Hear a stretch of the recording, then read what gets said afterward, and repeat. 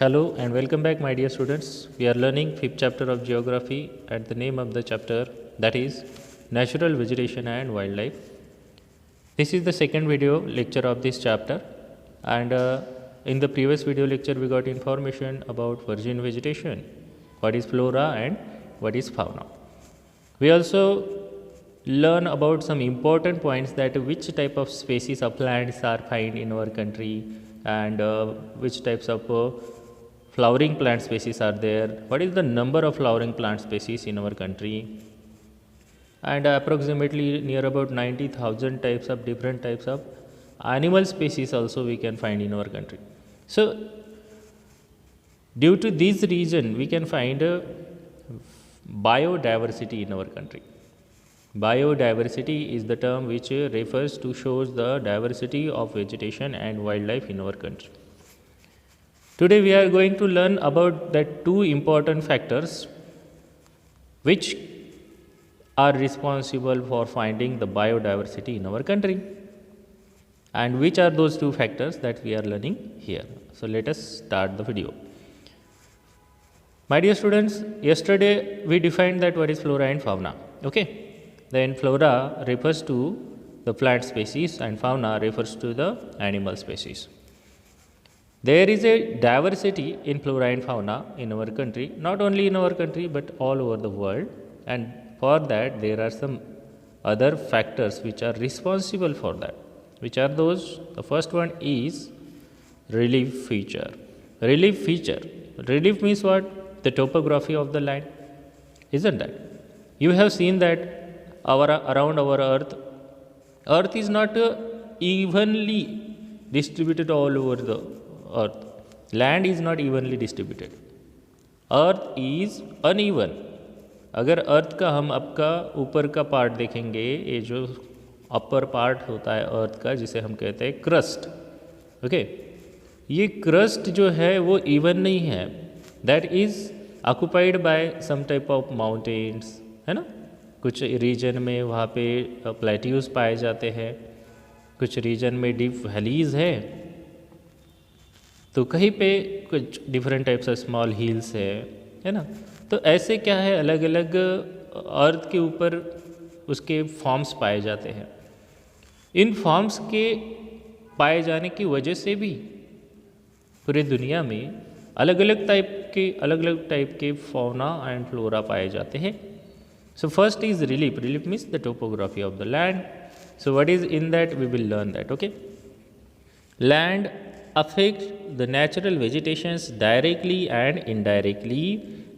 Do you expect the same type of vegetation in mountainous, plateau and plain areas, or in dry or wet regions?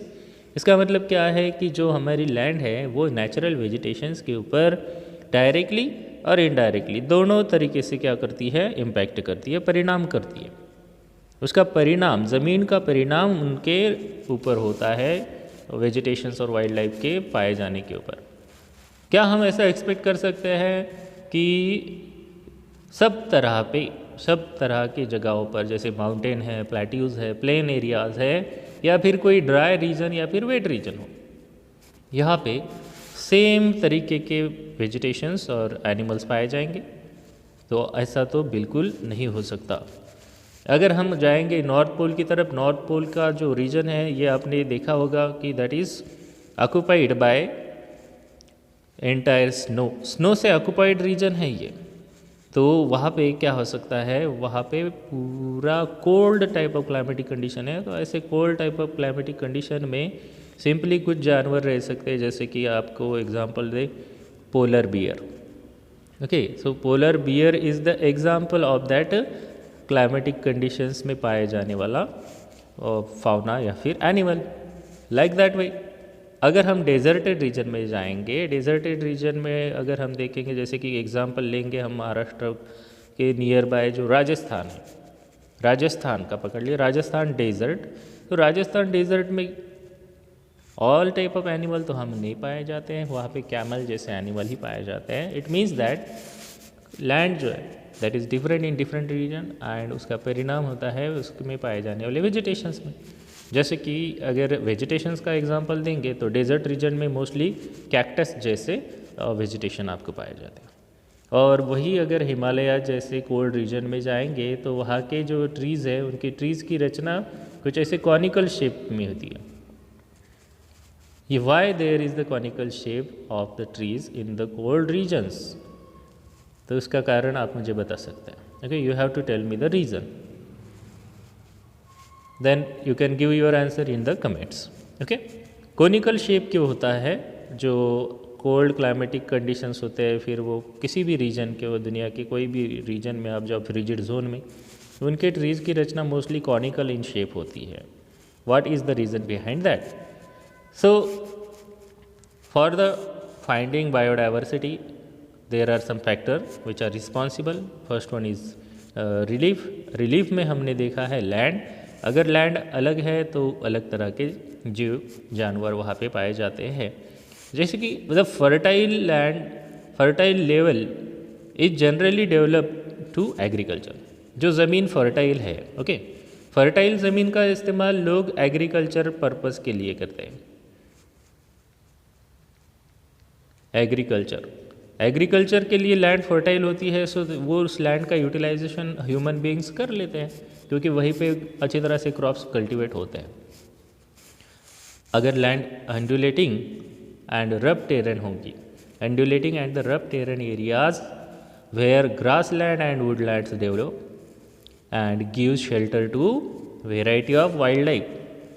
If you will see barren land where trees cannot develop properly, that is not good for cultivation, so that land will be used for grassland, है ना, कि जहाँ पे खेती बाड़ी नहीं हो सकती है तो वो ग्रास लैंड के रूप में डेवलप हो जाता है, isn't that? और ये ग्रास लैंड फिर जानवरों के, है ना, उनको खाने के लिए जो भी पास्चर है उसके लिए यूज़ किया जाता है, या फिर वुडलैंड्स में उसको डेवलप होती है। वुडलैंड मतलब वो ट्रीज़ अनवांटेड ट्रीज़ उसके ऊपर ग्रो हो जाता है, तो ह्यूमन बींग्स अपने काम के पर्पज़ को, है ना, यूज़ कर लेते हैं उन ट्रीज़ को, तो वुडलैंड के रूप में वो डेवलप हो जाता है। तो it means that is dependent on the type of land, that which type of animals or vegetations will grow in that region. Okay, so I hope आपको ये पहला पॉइंट समझ में आया होगा। रिलीफ में ही मीन्स टोपोग्राफी में ही दूसरा टाइप आता है, दैट इज़ द सॉइल, कि कोई भी ज़मीन जो है उसमें किस तरह की सॉइल पाई जाती है। सॉइल के अलग अलग टाइप है, black soil, red and laterite soil, yellow soil, and some other types are also there, just like sandy, loam soil. Cotton के लिए एक तरह की इम्पोर्टेंट सॉइल होती है, कौन सी होती है? Which soil is important for the cultivation of cotton? You have to comment your answer, okay, you have to give your answer in the comment, okay. Cotton के लिए कौन सी टाइप सुटेबल होती है? तो ये देखिए, इसमें सॉइल में अलग अलग तरह के सॉइल पाए जाते हैं, जैसे कि the soils also vary over space, means there are different types of soils. Different types of soil provide basic for different types of vegetation, is it that? Just like I told you, black soil is suitable for cotton type of crops, है ना, and that is also known as regur soil. Okay, the answer is given by me to you all, है ना, answer मैंने ही दे दिया है। I hope, है ना, आप लोग उसको ध्यान में रख लेंगे। ब्लैक सॉइल के ऊपर हमारा कॉटन अच्छी तरह से ग्रो होता है, because it has the water holding capacity. Sandy soils of desert support cactus and thorny bushes. Desert में सैंडी सॉइल पाई जाती है और वहाँ पे simply cactus and thorny bushes ही ग्रो हो पाते हैं। While wet and marshy deltaic soil support mangroves and deltaic vegetation. अब इसमें कौन सा बोला गया है, देखिए अब, wet, marshy and deltaic soil. So first of all you must have to understand that what is mean by delta. Delta एक रीजन होता है माय डियर स्टूडेंट्स। वो रिवर जब दूर से बहकर आती है, सपोज एक बड़े माउंटेन से रिवर ओरिजिनेट होकर आती है, फिर उसके लूप्स डेवलप हो जाते हैं और दूर समंदर में जाने के पहले वो अपने आप को अलग अलग चैनल में डिवाइड कर लेती है। So when river divide itself into different channels near the mouth, so that triangular P shape of land is known as delta. ठीक है, तो वहाँ पे जो रीजन डेवलप होता है उसे हम कहते हैं delta. When river develop it's channel into